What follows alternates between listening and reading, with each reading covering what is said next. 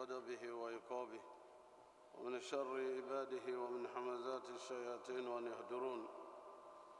نعوذ بالله الذي يمسك السماء أن تقع على الأرض إلا بإذنه من شر ما خلق وزرع ومن شر الشيطان وشركه. أعوذ بالله السميع العليم من الشيطان الرجيم. بسم الله الرحمن الرحيم. إن الحمد لله نحمده ونستعينه ونستهديه. من يهده الله فهو المهتدي ومن يضلل فلن تجد له وليا مرشدا. نشهد أن لا إله إلا الله ولي الصالحين ونشهد أن محمدا عبده ورسوله. اللهم صل وسلم على المبعوث رحمة للعالمين محمد بن عبد الله وعلى آله وصحبه وسلم. Chers frères et sœurs, Allah subhanahu wa ta'ala nous invite dans le Coran et nous dit Bismillahir Rahmanir Rahim wa dhakir fa inna dhikra tanfa'ul mu'minin. Rappelez car le rappel est utile aux croyants sincères. En effet, chers frères et sœurs, nous avons accompli la commémoration d'une partie de la vie de Sayyidina Ibrahim alayhi salam. Commémoration qui porte essentiellement sur le 5e pilier de l'islam, le Hajj, à la maison sacrée d'Allah subhanahu wa ta'ala. Nous pouvons d'ores et déjà en tirer certaines leçons que nous avons évoquées déjà. C'est premièrement la manifestation de l'unité de l'islam, de l'unité d'Allah subhanahu wa ta'ala, de son unicité, et qui est glorifié en tant que créateur de l'univers et qui nous a donné des injonctions de ne croire qu'en lui et de ne rien lui associer et de nous prescrire la prière. Et cette prière également, c'est pour le glorifier, nous rapprocher de lui. C'est aussi la manifestation de la fraternité des musulmans. En effet, les pèlerins se retrouvent dans plusieurs nationalités, plusieurs pays, plusieurs ethnies, plusieurs couleurs, devant l'unicité absolue d'Allah, proclamant une seule chose, répondant à l'appel d'Allah subhanahu wa ta'ala en allant à Arafat. Et une fois Arafat accompli, on continue de remercier Allah subhanahu wa ta'ala, de le louer et de manifester la joie d'avoir été parmi ceux qui ont été invités à accomplir le Hajj. Il y a cela également de plus important, c'est que le pèlerin est un ambassadeur de son pays, de sa famille, et c'était un missionnaire. Il allait renouveler son contrat avec le Seigneur du monde pour revenir, n'est-ce pas, être un modèle vis-à-vis de ceux qu'il a laissés dans son pays, dans sa famille, en termes de comportement, en termes d'enseignement, en termes de tenue parmi les hommes, et qu'on voit en lui, n'est-ce pas, cet aspect sacré de quelqu'un qui a vu, n'est-ce pas, la mosquée du prophète sallallahu alayhi wa sallam et qui a marché sur les pas de Sayyidina Ibrahim alayhi salam wa la nabiyina afdal salatu wa salam. Et donc, cela qui est un élément également important. Il est à retirer et retenir des pèlerins l'habit de sacralisation qui est en fait le symbole du linceul que l'on doit porter le jour de notre rappel à Allah subhanahu wa ta'ala. En effet, le pèlerin ne porte en lui rien que des étoffes. Il est dénudé de toute autre parure pour montrer à Allah, voilà comment je suis venu au monde, et de cette façon également, je retournerai à toi, Seigneur du monde, demandant ainsi sa clémence et le pardon de ses péchés. Et également demandant à Allah subhanahu wa ta'ala sa miséricorde et sa grâce pour ceux qui n'ont pas fait le déplacement comme nous autres. Ainsi donc, ce mouvement d'hommes et de femmes ressemble en quelque peu au jour du jugement dernier, le jour de la résurrection. Les gens déferleront en groupe et en grand groupe, n'est-ce pas, pour aller répondre encore à l'appel d'Allah subhanahu wa ta'ala. Ce jour, personne ne demandera de compte à l'autre et chacun sera préoccupé par sa propre situation, ce qu'il a posé comme acte avant de partir de ce monde. Fasse Allah que notre dossier soit bon ce jour-là. Fasse Allah que notre dossier soit acceptable, Inch'Allah. Et quel est le dossier qui sera accepté? C'est le dossier de celui qui a fait pour Allah, qui a cru en Allah, qui a prié comme il se doit, non pas comme il veut lui-même. Prier comme le prophète nous a montré comment on prie.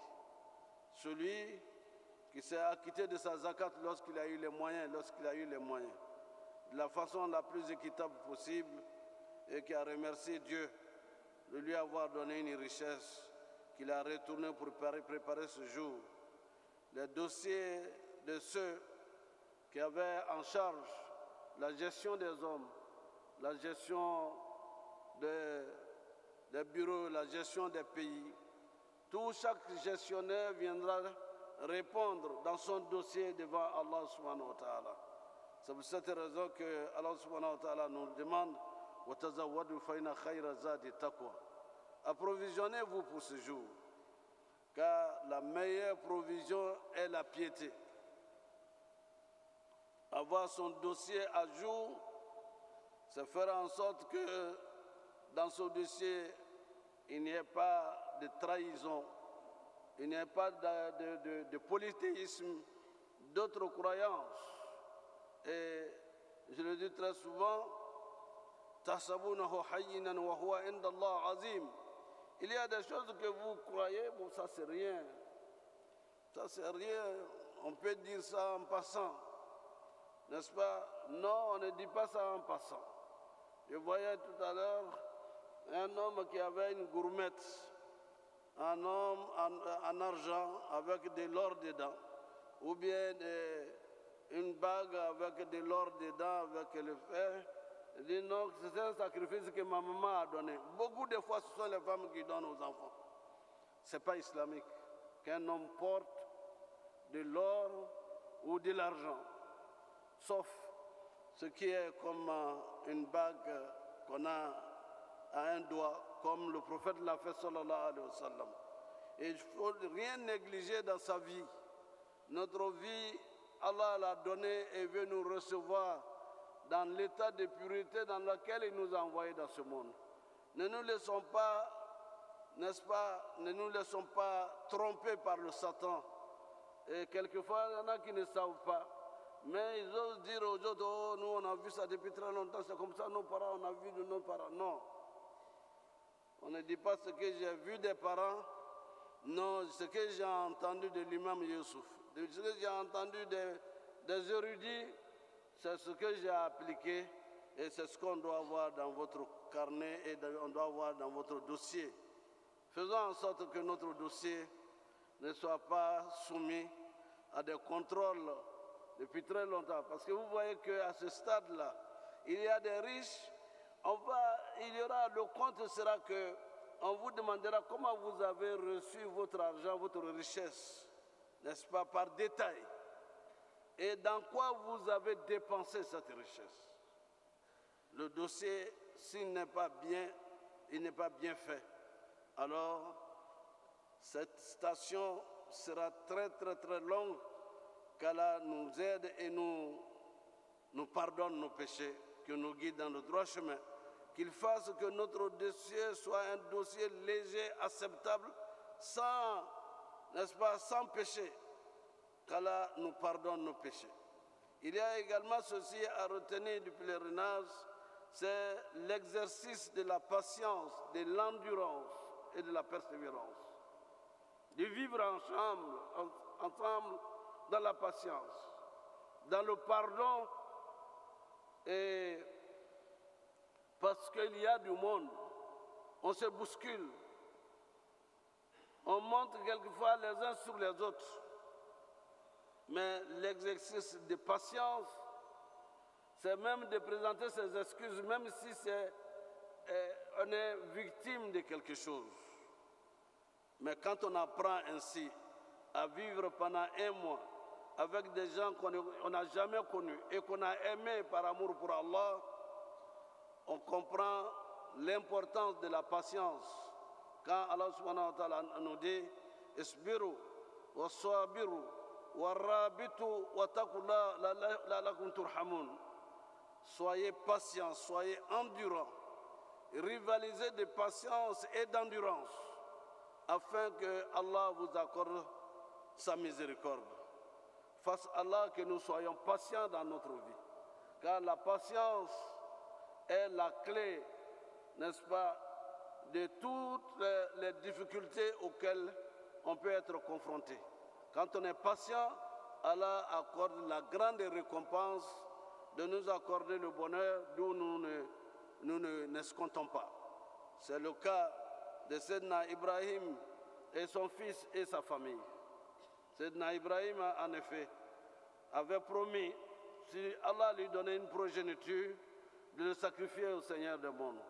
Le Seigneur du monde va le lui rappeler. Le rappel, ainsi, il va s'ouvrir à son enfant pour lui dire, voilà mon fils, cher fils, Allah, j'ai pris un engagement avec Allah, voilà qui vient de me le rappeler. Son fils lui demande, cher papa, avec joie, confiance, fais ce que Allah te demande, je serai patient. Et il en a parlé également à son épouse, et bonne épouse, pieuse, patiente, endurante, bien éduquée, et dit à son mari, cher mari, fais ce que le Seigneur demande, notre Créateur te demande de faire. Je serai et je suis patiente. Ainsi, vous voyez que le résultat a été quoi? Cette soumission de la famille.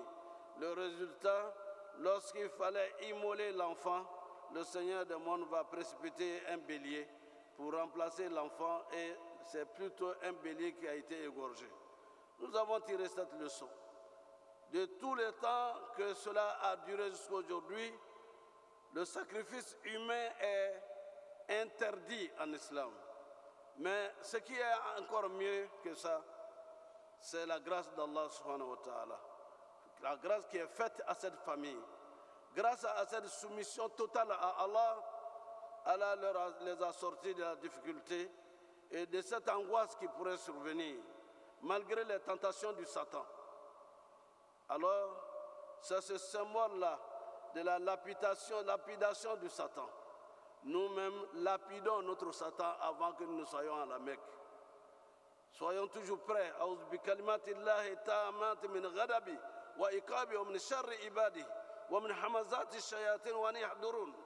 Les suspicions et les murmures du Satan dans le cœur des uns et des autres. Soyez toujours prêts à refouler le Satan. Car lorsqu'on veut aller vers Allah, le Satan vous retient. Le Satan vous retient. Vous voulez faire acte de générosité, de l'argent et de quelque chose, le Satan vous retient et vous murmurez quelque chose d'autre à faire qui serait plus urgent. Et cette famille est un modèle d'enfant parce qu'il a été bien éduqué aux valeurs de l'islam. La maman également a prouvé également sa soumission à Allah et son obéissance à accompagner son mari dans les actes les plus difficiles possibles. Et voilà que le Seigneur du monde n'a pas seulement fait d'eux des hommes et femmes choisis, mais la postérité tout entière est devenue messager et modèle pour l'humanité.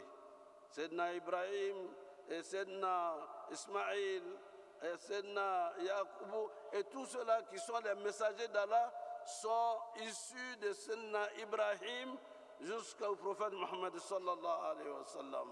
N'est-ce pas que nous devons être reconnaissants vis-à-vis du Seigneur du monde? Chers frères et sœurs, avant de conclure sur ce chapitre où nous devons tirer beaucoup de leçons, beaucoup d'enseignements, parce que lorsque la paix est dans la famille, tout le monde est épanoui. La paix est revenue dans cette famille. Malgré ces difficultés, et Dieu a demandé et nous a enseigné. Le prophète nous l'a dit, sallallahu alayhi wa sallam, il n'y a pas un jour dans l'année où il y a autant d'affranchis, des gens qui ont été pardonnés pour sortir de l'enfer, comme ce jour d'Arafat. Vous qui l'avez gêné, nous qui l'avons gêné, face à Allah, qu'après nos années de pardon de nos péchés, qu'Allah fasse que ceux qui sont à l'enfer, qu'ils soient pardonnés par Allah pour être libres des péchés et que nous entamions une vie nouvelle, une vie de bien, de bons comportements, pour que nous soyons des modèles pour les autres, que le musulman soit un modèle pour les autres. Car Allah subhanahu wa ta'ala nous dit Kuntum khayra ummatin ukhrijat lin-nas ta'muruna bil ma'ruf wa tanhauna 'anil munkar wa tu'minuna billah. Vous êtes une meilleure communauté surgie pour les hommes. Vous interdisez le blâmable. Vous croyez en Allah, n'est-ce pas? Vous croyez en Dieu, à Allah. Et donc, le musulman se doit d'être un modèle de comportement dans sa langue, de comportement dans sa vie, entre nous en tant que frères et sœurs, mais le comportement vis-à-vis des autres communautés, être des acteurs de paix et d'amour. Et c'est ce qui a été répété dans toutes les mosquées avant-hier, que les musulmans, nous soyons des acteurs de paix, d'amour et de fraternité, de tolérance. Ne soyons pas de ceux qui provoquent, parce que nous avons la paix comme un don d'Allah subhanahu wa ta'ala. Allahumma anta salam wa minka salam wa ilayka ya'udu salam tabarakta ya zal jalali wal ikram. Oh Allah, tu es la paix. La paix vient de toi. Et c'est vers toi que retourne la paix. Ô Seigneur du monde, le glorieux, le miséricordieux. Donc, chers frères et sœurs, n'oublions pas ces valeurs et ces vertus. Car, grâce à ces valeurs et ces vertus, nous voyons aujourd'hui, nous étions combien de millions? En 88-89, il y avait à peine 1,2 milliard de musulmans dans le monde. Aujourd'hui, nous sommes presque 2 milliards de musulmans dans le monde. Plus d'1,5 milliard. Mais ce n'est pas un miracle autre que la volonté d'Allah subhanahu wa ta'ala. Malgré tout ce qu'on dit de l'islam, des musulmans, ça et là, plus on parle du mal de l'islam, plus il y a des gens qui viennent adhérer à l'islam. Ça, c'est le miracle d'Allah subhanahu wa ta'ala. Et ça, c'est une promesse du prophète sallallahu alayhi wa sallam, que chacun de nous soit le reflet de l'islam dans son service, dans ses fréquentations, et qu'un frère me disait ceci, frère Cissé, toutes les fois que tu rentres dans un groupe, il faut pouvoir laisser un message de l'islam avant de partir. Ce message peut être un message prononcé, mais ça peut être aussi un message de comportement que les gens vont retenir. Vous allez à table, vous mangez, les gens mangent avec la main gauche et vous mangez avec la main droite. On vous demande, mais pourquoi vous mangez à la main? Parce qu'il n'a jamais connu qu'on doit manger avec la main droite. Vous mangez avec la main droite. Et quand vous finissez, Alhamdulillah, Alladhi at'amana wa sakana wa ja'alna muslimin. Ce que tu murmures, ça veut dire quoi? Tu expliques, tu as laissé une petite lumière qui peut être une grande lumière pour d'autres. Autant d'autres choses lorsqu'on entre, c'est cela que le prophète sallallahu alayhi wa sallam symbolise le musulman en comparaison de deux choses. Il dit le musulman doit être comme un vendeur de parfums, de musc. Lorsque quelqu'un s'assoit avec les vendeurs de musc ou bien de parfum, s'il n'en achète pas, il se lève avec une bonne odeur. Que celui qui vit avec le musulman, lorsqu'il doit partir de là, il doit retenir quelque chose de l'islam. Mais ne soyons pas de ceux qui sont à côté de la forge, c'est le forgeron. Le forgeron, c'est un métier noble, mais c'est bien sûr un petit symbole. Lorsque tu n'achètes rien de la forge, tu te lèves au moins avec l'odeur du charbon. Et que ne soyons pas, le musulman ne doit pas être comme celui-là. Il doit être comme un vendeur de parfums, de muscles, qu'on doit toujours retenir de lui quelque chose de positif. Et que notre comportement ainsi reflète les enseignements du prophète Mohammed sallallahu alayhi wa sallam. Chers frères et sœurs, je voudrais m'arrêter ici pour juste mettre, n'est-ce pas, quelques mots concernant les débuts des vacances. La jeunesse, cela a été annoncé par nos autorités, c'est l'année de la jeunesse. De quelle jeunesse? Une jeunesse responsable et consciente des enjeux du présent et des enjeux de l'avenir. Nous y reviendrons certainement. Parce que la jeunesse a toujours été le fer de lance de tout développement. La jeunesse ne doit pas être le fer de lance de la destruction et de la violence. On interpelle les jeunes comme souvent, ils sont tellement jeunes qu'ils ne réfléchissent pas à l'avenir. Bien sûr, notre jeunesse doit s'approprier les valeurs de l'islam, les valeurs du travail, les valeurs du meilleur comportement, et non que nous assistions à ce qu'on a l'habitude de voir.